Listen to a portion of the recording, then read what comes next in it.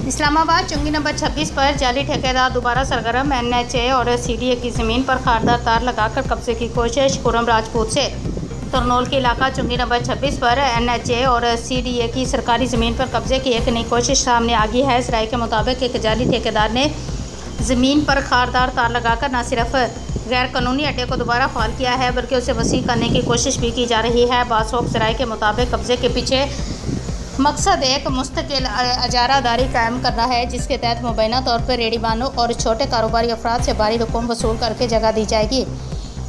सवाल ये उठता है कि क्या ये सिर्फ ठेके टेंडर की पर्ची हैं, यानी गाड़ियों से पर्ची के मुताबिक पैसे वसूल करना है, या इसमें ज़मीन का हक मलकियत भी शामिल कर दिया गया है? अगर नहीं तो फिर खारदार तार लगाकर ये अमल कब्जा तस्वर नहीं होता। याद रहे कि कुछ दिन रोज़ कबल एनएचए के डिप्टी डायरेक्टर ने खुद साख्ता कार्रवाइयों पर सख्त नोटिस लेते हुए गैर कानूनी खुदाई को बंद कराने की हिदायत की थी और वाज़ेह किया था कि सरकारी ज़मीन पर कोई भी निजी फरियाद फ़र्द या जेली ठेकेदार खुद से ऑपरेशन नहीं कर सकता। ताहम अब सवाल यह कि क्या डिप्टी डायरेक्टर के अहकामात की कोई कानूनी हैसियत बाकी रह गई है, या फिर जाली ठेकेदार सरकारी अदारों से ज़्यादा बाख्तियार हो चुके हैं। एनएचए के अफसरान बाला से मुतालबा है कि अदारा अपनी साख को बचाते हुए फौरी तौर पर कार्रवाई करे, खारदार तार और जाली तौर पर कायम की गई खुद साख्ता हदबंदी को ख़त्म किया जाए और ज़मीन को वागुजार कराया जाए। बासूरत दीगर ये खामोशी गैर कानूनी इजारादारी को तक़वियत देगी और सरकारी ज़मीनों पर कब्ज़ा माफिया की हौसला अफजाई का सबब बनेगी।